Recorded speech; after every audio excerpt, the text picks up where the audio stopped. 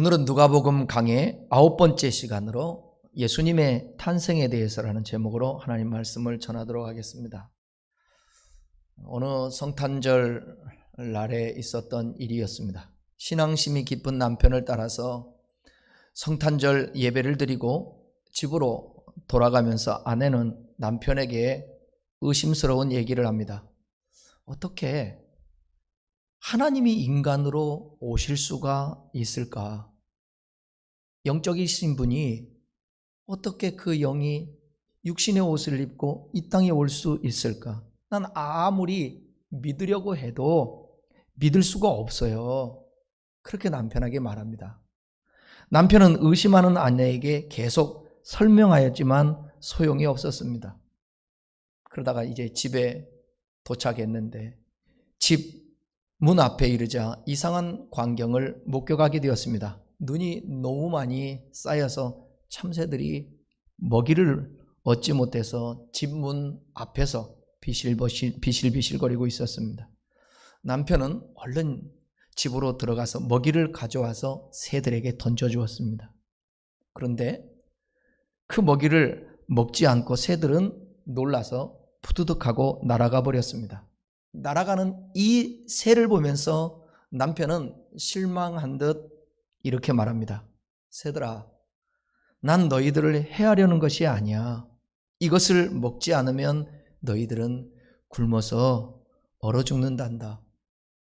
새들이 사람의 말을 들을 리가 없었습니다. 남편이 전 날아가는 새들의 뒷모습을 보면서 이렇게 말을 했습니다. 이 뜻을 어떻게 너희에게 전할 수 있겠니? 내가 새가 되지 않고서는. 이 말을 듣고 있던 아내는 뇌리에 번쩍 무엇인가 스쳐 지나갔습니다. 그래, 하나님이 인간에게 계속 사랑을 베푸셨지만 인간들은 하나님 품을 떠난 거야. 인간이 하나님의 사랑을 깨달을 수 없기 때문에 어쩔 수 없이 하나님이 인간으로 오신 거야. 그리고 십자가를 짐으로 당신의 사랑을 표현한 거야. 아내는 깨닫게 되었습니다. 아내는 하나님의 은혜에 감격한 마음으로 방에 들어가 무릎을 꿇고 하나님께 감사의 기도를 드렸습니다. 여러분, 우리가 하나님의 그 행하시는 일들을 우리의 수준과 우리의 머리로는 다 이해할 수가 없어요. 그렇기 때문에 알고 이해하고 완전하게 믿는 것은 없고, 우리가 최대한 하나님이 주신 이성이 있기 때문에 또 지혜를 주셨기 때문에 그것을 통해서 하나님을 알아갈 수 있습니다. 그러나 어느 면은 인간으로서는 헤아리고 이해할 수 없는 것들, 그것은 무엇이 필요하냐? 주님이 말씀하신 것을 믿을 길밖에 없습니다. 그래서 저와 여러분들에게 믿음이 생겨야 되는데, 이 믿음이라는 것은 들음에서 난다고, 하나님 말씀으로 말미암는다고, 말씀을 통해서 지혜가 생기게 되는 것입니다. 지혜가. 그러므로 하나님이 열어주는 만큼 알 수 있게 되는 것입니다. 제가 몇 주 전에도 말씀드렸지만 많은 것을 변증적으로 공부도 하면서 하나님에 대해서 더 알고 그러려 했지만 하나님은 저에게 그런 깨달음을 주셨다. 모든 것을 다 이해할 수 있다면, 하나님에 대해서 이해할 수 있다면 그 하나님은 하나님이 아니시라고. 초월자이시기 때문에 그분의 행하시는 일들을 우리는 알 수 없어요. 그런데 분명한 사실은 뭐냐? 하나님이 말씀하신 것은 반드시 이행한다는 거예요. 그래서 어떻게 이행을 하시는지는 우리가 알 수 없고 이해가 되지 않을 수 있지만 그것이 성취된다는 것만큼은 믿어야 되는 거예요. 왜냐하면 하나님이 지금까지 성경을 통해서 역사적으로 하셨던 말씀들이 이루어지지 않은 것이 없기 때문에, 또 앞으로도 미래에 되어질 말씀하신 것은 반드시 이루어지기 때문에 그렇습니다. 사랑하는 여러분, 삼위일체 하나님 중에 한 분이신 예수님께서 이 땅에 육신의 옷을 입고 사람의 모습으로 오신 것은 기독교의 매우 중요한 핵심 교리 중에 하나입니다. 그리고 동정녀 탄생도 마찬가지입니다. 오늘 예수님께서 탄생하신 때의 일에 대해서 함께 살펴보도록 하겠습니다. 누가는 세례 요한의 탄생을 기록한 후 이제는 예수님의 탄생을 기록합니다. 오늘 말씀을 들으면서 분명히 알 것은 예수님은 역사적인 인물로 이 땅에 하나님의 방법인 동정녀로 인하여서 이 땅에 오셨다는 겁니다. 예수님의 탄생에 관한 내용이 사복음서에 보면 저마다 조금씩 다르게 특징적으로 기록되고 있어요. 예수님에 대해서. 마태복음에서는 요셉의 입장에서 예수님의 나으심을 서술했습니다. 마가복음에서는 예수님이 어떻게 탄생했는지에 대해서는 자세히 설명하지 않는데 그분이 사역하는 시작을 마가복음에서는 얘기하고 있습니다. 요한복음에서는 우리가 잘 아는 대로 신학적으로 접근하는데 예수님이 하나님이셨다라는 사실을 말씀해요. 그래서 예수님의 이 땅에 오심은 태초부터 약속하신 대로 말씀이 육신이 되어 이 땅에 오셨다라고 요한은 증거하고 있습니다. 누가복음에서는 아주 특별한 방법으로 예수님의 탄생을 묘사하고 있는데 설명해 드리겠습니다. 우리는 아기를 낳으면 여러분 그 기쁨을 매우 감동적으로 묘사합니다. 대부분 아이가 나면 기뻐하고 기쁨의 표현들을 합니다. 그러나 누가는요 만왕의 왕이신 메시아의 탄생을 기록하면서 그런 내용을 포함하지를 않았습니다. 요셉과 마리아의 반응도 기록하지 않고 있습니다. 누가는 왜 그렇게 했을까? 거기에는 특별한 의도가 있었습니다. 누가는요 예수의 탄생이 역사적인 사실이었다라는 것을 강조하고 싶었습니다. 우리는 역사적인 사실을 기록할 때 객관적으로 서술하지 그것에 대한 느낌이라든지 깨달음을 적지 않습니다. 누가의 기록이 그러한 거죠. 언제 어디에서 어떤 일이 있었는지에 대해 객관적으로 기록하고 있습니다. 누가는 예수님의 탄생이 역사적인 사실이라는 것을 강조하고 있는 것을 볼 수 있는데 여러분 예수님은 누가 만들어낸 신화가 아닙니다. 역사 속에 실존했던 분이셨습니다. 그래서 누가가 먼저 예수님이 태어날 당시에 그 당시에 세계의 모습, 특별히 로마와 이스라엘의 상황을 얘기하고 있는 거예요.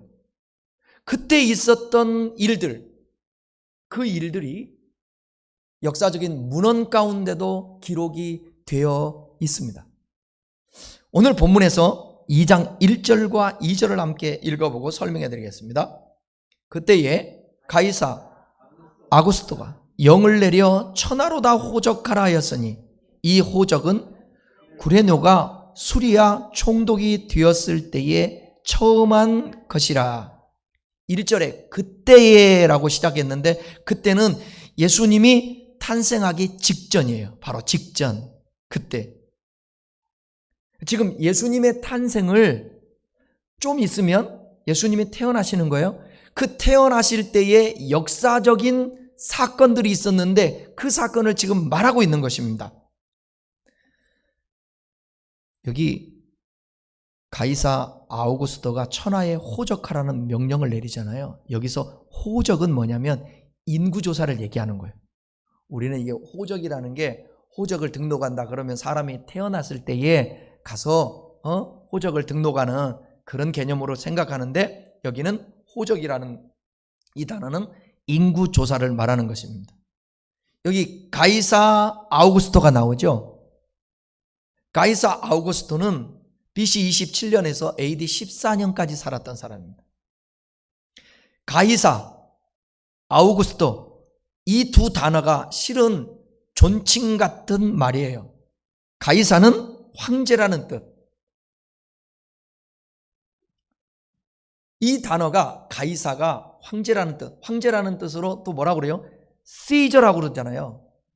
가이사르 이렇게도 말하죠. 같은 뜻으로 카이저라는 말도 있습니다. 그러니까 이 아우구스토, 또 아우구스토라는 것은 존엄하다, 그런 뜻을 갖고 있어요. 그러니까 이 두 단어를 합치게 되면 가이사 아우구스토는 뭐냐면 존엄한 황제라는 뜻입니다. 그러니까 이름이 아니에요. 이름이. 그의 본래 이름은 뭐였냐면 가이우스 옥타비우스 투리누스, 길기도 해요. 그 이전에 황제였던 율리우스, 이 아우구스토, 가이사 아우구스토라고 하는 이 황제 이전에 왕이 누구였냐, 황제가 누구였냐면 율리우스 시저였습니다. 근데 이 율리우스 시저의 양아들이 바로 아우구스 가이사예요. 시저 옥타비우누스라고도 그렇게 사전에서는 얘기하고 있습니다. 그는 죽은 양아버지 율리우스 가이사르가 신이 되었다고 말하고요. 자신은 신의 아들이라고 그렇게 말합니다. 자기 양아버지가, 황제가 죽어서 신이 되었고 나는 그 신의 양아들이 됐다. 아들이다. 그래서 자신을 신의 아들이라고 말합니다. 사람들이 그래서 아우구스토를 세상의 왕이요, 세상의 임금, 주인이라고 여기며 그 황제를 숭배하게 되었습니다. 우상이에요. 여러분, 영어로 8월을 뭐라고 그러죠? 오거스트 그러잖아요. 이 오거스트가 아우구스트를 기념하기 위해 붙인 이름이에요. 그러니까 얼마나 그 당시에 우리의 8월이라고 월을 붙이기까지 한 얼마나 대단했던 황제였겠습니까? 이 아우구스토는 세금을 철저히 부과하기 위해서 로마 전역에 인구조사를 실시했는데 지역별로 다양하게 했습니다. 그래서 본문은 이 호정령을 내리는데 팔레스타인의 지역의 전 지역에 인구조사를 하게 했던 거예요. 누가는 그때의 요셉과 마리아의 이름을 언급하는 것이 아니라 세계 역사의 중심에 있었던 이 가이사 아우구스토를 언급하는 것입니다. 아우구스토 황제는 예수님께서 태어날 즈음에 호적하라고 명령을 내리는데 그때의 호적한 이유가 세금 징수하기 위해서, 군대 징집을 위해서 시행을 했는데 이 경우는 그 당시에는 아마도 학자들은 얘기하기를 세금을 징수하기 위해서였다라는 것이에요. 그러니까 여러분, 지난주에 설교할 때 아나톨레라고 제가 그 아나톨레, 우리에게 임하시는 아나톨레 얘기하지 않습니까? 그 당시에 사람들은 어떤 모습으로 있었냐면 어둠과 죽음의 그늘에 앉아 있었다라는 거예요. 그들에게 아나톨레, 돈느네로 주님께서 그들에게 임했다. 예수님이 오시기 직전에 유대 땅이라든지 팔레스타인 지역에는 정말 어둠 그 자체였고 로마의 통치 아래서 마치 그냥 이렇게 생각하면 돼요. 우리 일제 36년의 강점기라고 생각하면 되는 거예요. 그 어둠 가운데 있었습니다. 이때에 호적은 구레뇨가 수리아의 총독이 되었을 때 처음 한 것이다, 그렇게 말하잖아요. 정리하면 가이사 아우구스토 황제의 명령을 따라서 수리아에 있는 총독이었던 구레뇨가 거기 관직에 있었는데 그때에 인구조사를 했다라는 얘기예요.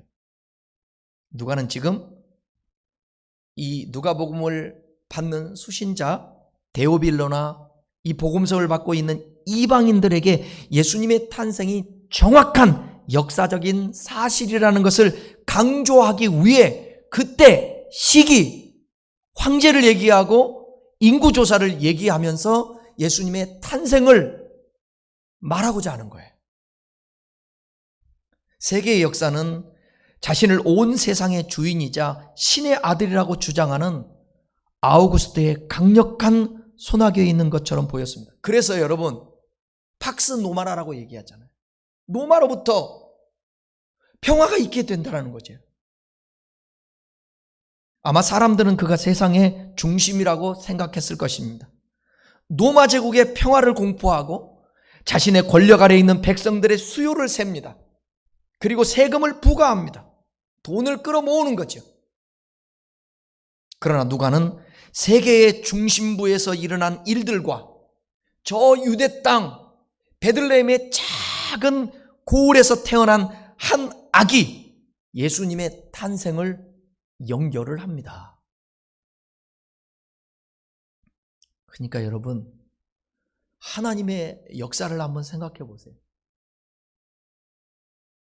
그 아우구스트가 황제가 전 세계의 가장 강력한 권력을 가지고 그 권력을 휘두르고 있고 그 앞에 누구도 아니오라고 할 수 없는 우상같이 신으로 대접받던 이 황제가 등장하는데 저 어디 집 하나 구할 데가 없어서 잠잘 데가 없어서 아이 낳을 데가 없어서 마국간 구유에서 태어난 예수 그리스도를 여기 등장시키는 이유가 뭘까요? 이따가도 말씀드리겠지만 이 황제는 영원하지 않고 얼마 되지 못해요 10년 남짓 살다가 세상을 떠나버리고 맙니다. 그러나 그 말구유에 오셨던 메시아 예수 그리스도는 죽으셨다 부활하시고 승천하시고 하나님 보좌 우편에 계시면서 영원토록 그분은 통치자로 보좌에 앉으신 것입니다. 호적 등록을 하는데 여기에 요셉과 마리아도 유대 베들레헴으로 올라갑니다. 3절에서 5절을 읽어보겠습니다. 모든 사람이 호적하러 각각 고향으로 돌아가며 요셉도 다윗의 집 족속이므로 갈릴리 나사렛 동네에서 유다를 향하여 베들레헴이라 하는 다윗의 동네로 그 약혼한 마리아와 함께 호적하러 올라가니 마리아가 이미 잉태하였더라. 먼저 요셉이 베들레헴에 올라가서 호적 등록을 하게 된 이유에 대해서 설명해 드리겠습니다. 가이사 아우구스트의 호정령에 따라서 자기 고향으로 이동한 대상은 모든 사람입니다.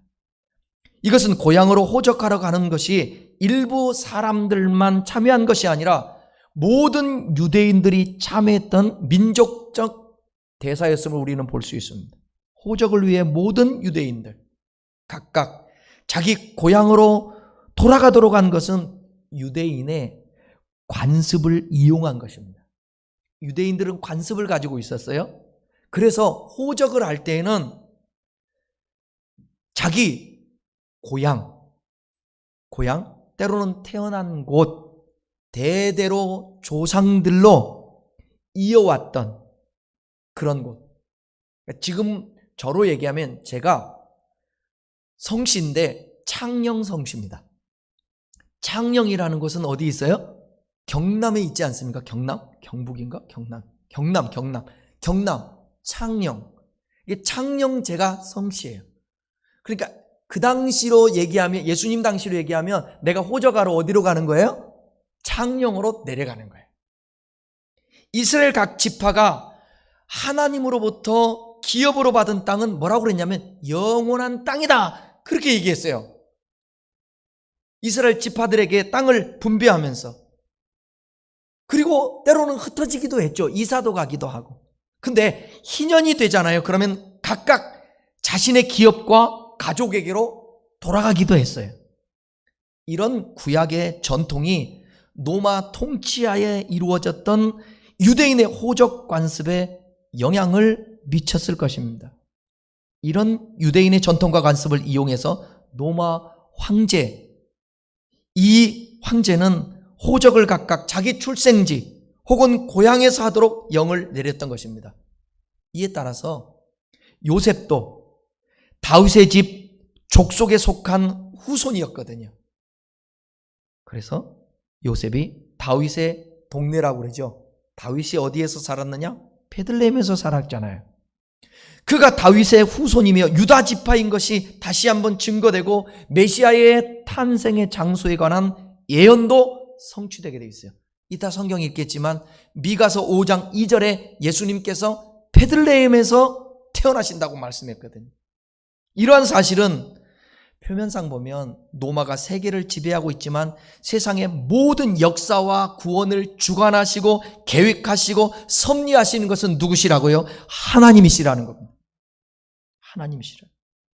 요셉은 갈릴리 나사렛 동네에서 살고 있었는데 만삭인 아내를 데리고 그 베들레헴으로 갔어요. 참 많은 시간이 걸렸을 것 같아요. 힘들었을 것 같아요. 여러분, 나사렛에서요 베들레헴까지 거리가 어느 정도냐면 142km 정도 돼요. 여기서 142km면 어디 정도 될까요? 안성? 안성보다 더 내려가요? 네, 안성보다 더 내려가요. 청주, 청원 막 이렇게 조치원. 여기서 여러분 조치원까지 가는 거예요. 그런데 혼자 가는 게 아니에요. 누구하고 같이 가요? 요셉이? 마리아하고 같이 가는데 그 마리아가 지금 만삭된 몸이라고요. 만삭된 몸으로 145km, 2km, 142km, 145km, 145km. 그렇게 가는 거예요. 그 당시에 납세를 위한 인구 조사에서는 여인들도 호적의 대상이긴 했습니다. 그렇지만 반드시 본인이 갈 필요는 없었어요. 대표로 남편이 가도 됐었어요.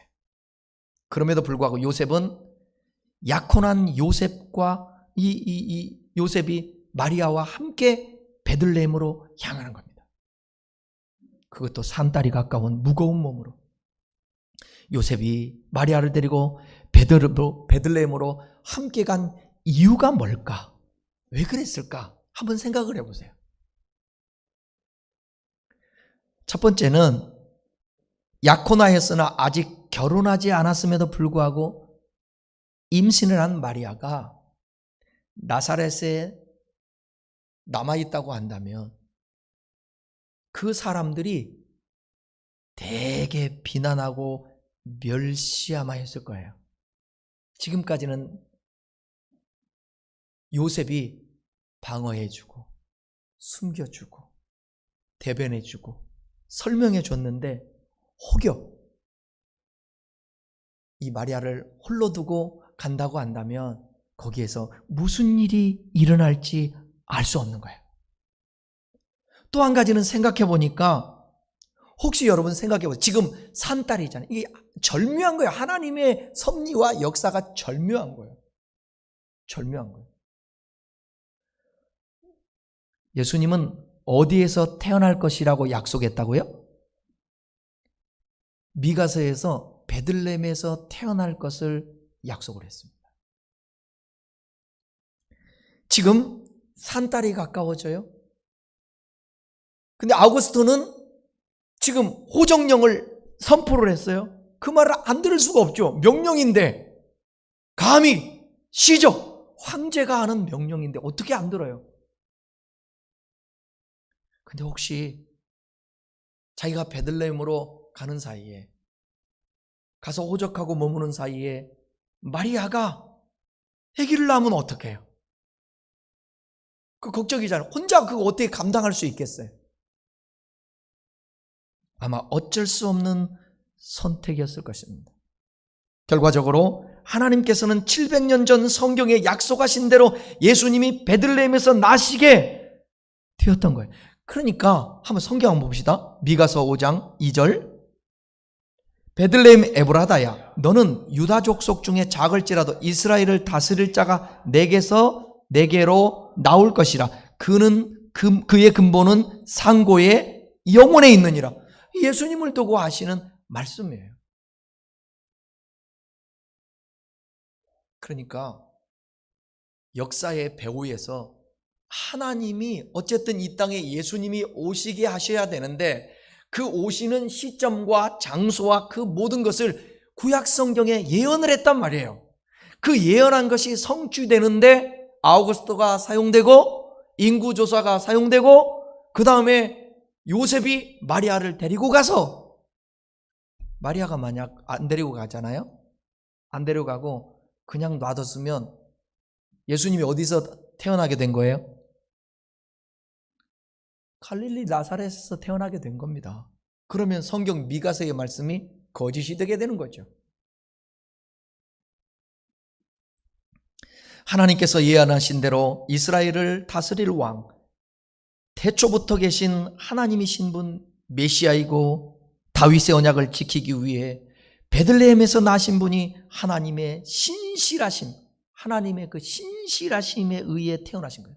하나님의 속성 중에서 여러분, 이 하나님의 신실하심이 얼마나 중요한지 몰라요.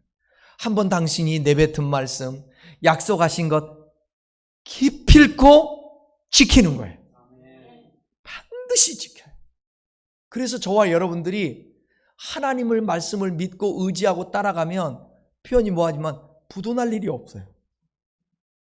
부도날 일이 없어요. 왜냐하면 하나님은 시건치 아니하시는 신실하신 하나님.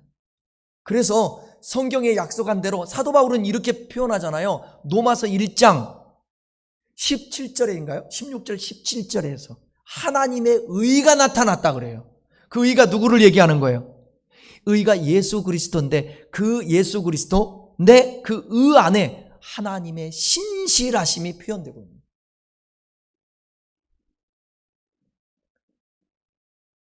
여러분 진짜 하나님의 신실하심을 믿습니까?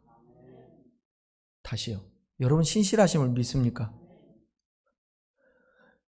그러면 우리 아멘 한 대로 그 신실하심을 믿고 살자고요. 아멘 했으면 그 신실하심을 믿고 살자고.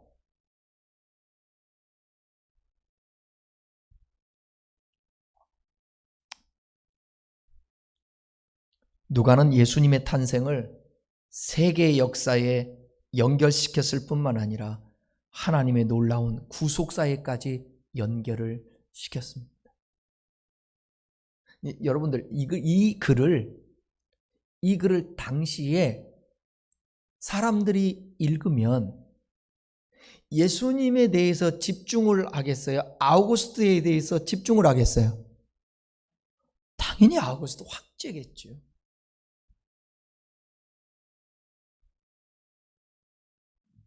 예수님은 초라하게 이 땅에 오셨습니다. 누가복음 2장 6절 7절입니다. 함께 읽겠습니다. 거기 있을 그때에 해산할 날이 차서 첫 아들을 낳아 강보로 싸서 구유에 누웠으니 이는 여관에 있을 곳이 없음이더라. 여관에 있을 곳이 없다. 이거 학자들이 하면 여관이라는 것은 어느 집을 그냥 얘기하는데 어느 집을 구해도 있지를 않아요. 왜요? 호적하러 온 베들레헴의 사람들이 되게 많았으니까. 그 중에서도 예수님은 마리아와 요셉은 밀린 거예요. 밀렸어요. 돈이라도 많았으면 어떤 권세와 능력이라도 있었으면 우선시했겠죠. 언제나 돈 없고 빽 없고 약자들은 이렇게 당하는 거예요. 그러니까 여러분, 젊은이들이 공정을 외치면서 억울해하고 조국 사태라든지 지금도 정치권에서요. 이게 사람들이 털면 그동안의 문화를 볼 때에 털면 먼지 안 나올 사람이 어디 있겠습니까? 계속해서 내로남불은 반복되는 거예요. 내로남불. 요즘들 얘기하죠. 뭐라고요? 전수조사 하라는 거예요. 모든 정치할 사람들, 장관할 사람들.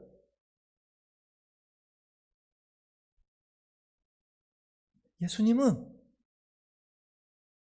방도 얻을 수 없는, 돈이 없고 힘도 없는 그런 마리아와 요셉에게서 태어났는데, 그런데 여러분, 하나님이 보실 때에 마리아나 요셉은 의롭고 믿음이 있고 신실하고 하나님을 경외했던 사람. 역사는 이런 사람들에 의해서 세워져 가는 거예요. 정치인들을 위해서 세워지려 하는 거 아니에요. 그래서 저와 여러분들이 똑똑한 국민이 되어야 되는 것입니다. 똑똑한 국민이 되어야 돼요. 첫 아들을 낳았다고 얘기하고 있잖아요. 이게 첫 아들이라는 표현은 둘 사이에 아이를 낳은 적이 있다 없다? 없다라는 거. 동정녀가 맞아요. 그리고 이후에 이 부부에게 아들이 생겼다라는 것을 암시합니다. 천주교에서는 마리아가 죄가 없고 예수님 이후에는 아기를 낳지 않았다고 말하지만 그것은 사실이 아니죠. 예수님의 동생 야고보도 있잖아요. 예수님이 태어났을 때 어떤 광채가 나거나 천사의 모습이 나타나거나 주변 사람들과 부모님의 반응이 어떠했는지에 대해서 절대로 설명하거나 얘기를 하지 않아요. 여관이 없어서 집도 잡지 못해서 말구유에서 났대요.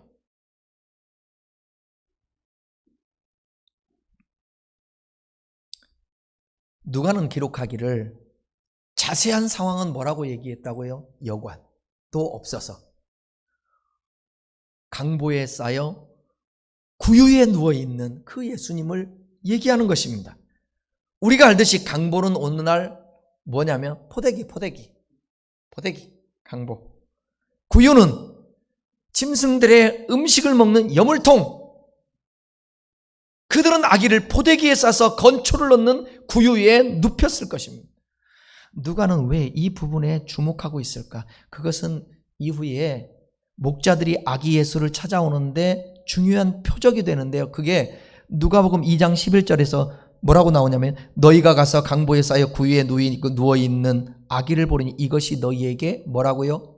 표적이라 그렇게 말합니다.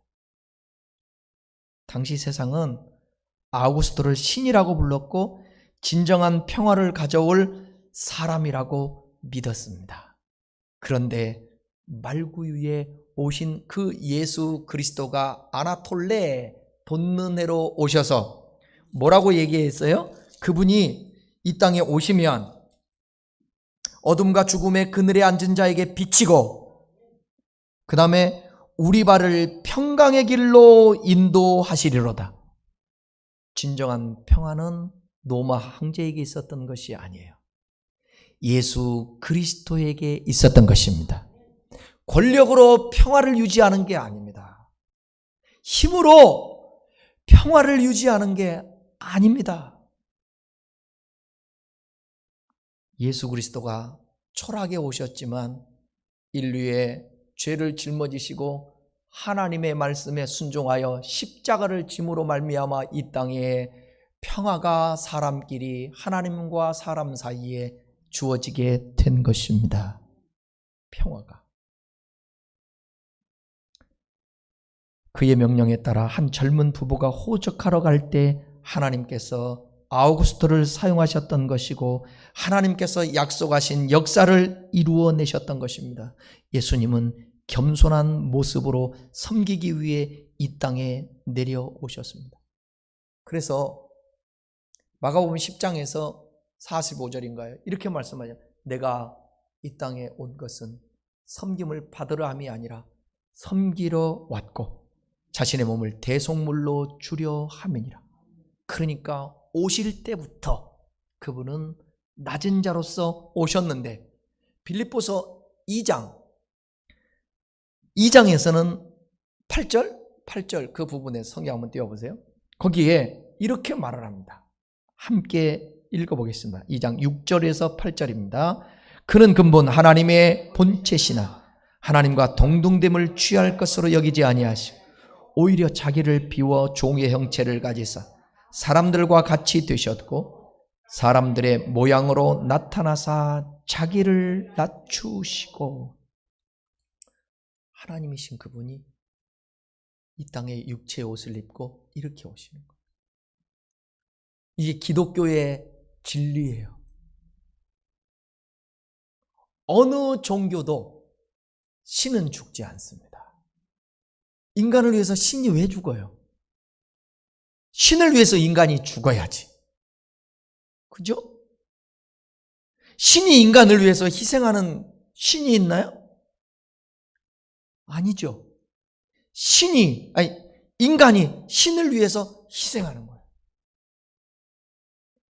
주님은 우리를 위해서 너 희생해라, 희생해라.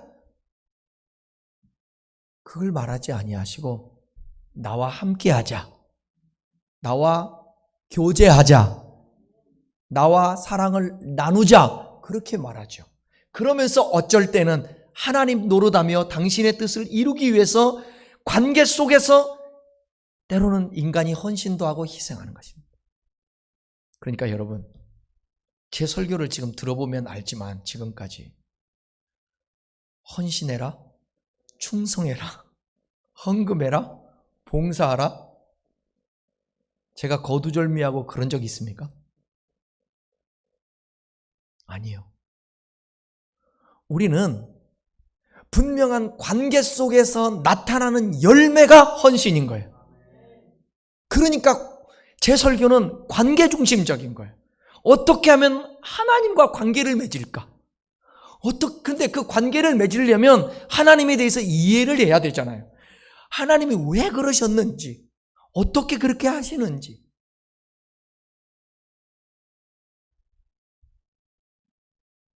미국이라는 강대국이 세계 정세를 휘두르고 있습니다. 거기에 중국, 러시아가 합세해서 세계를 주도하려고 하고 있습니다. 한때 세계를 장악한 아수르, 그 이전의 예국, 아수르, 바벨론, 바사라고 하는 페르시아, 그 다음에 그리스, 로마,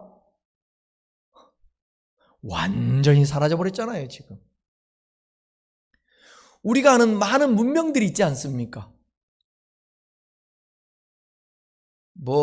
인더스 문명, 그 다음에 생각이 안 나네?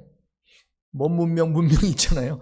그 문명들 다, 에게 문명, 다 사라졌지 않았습니까? 문명들이.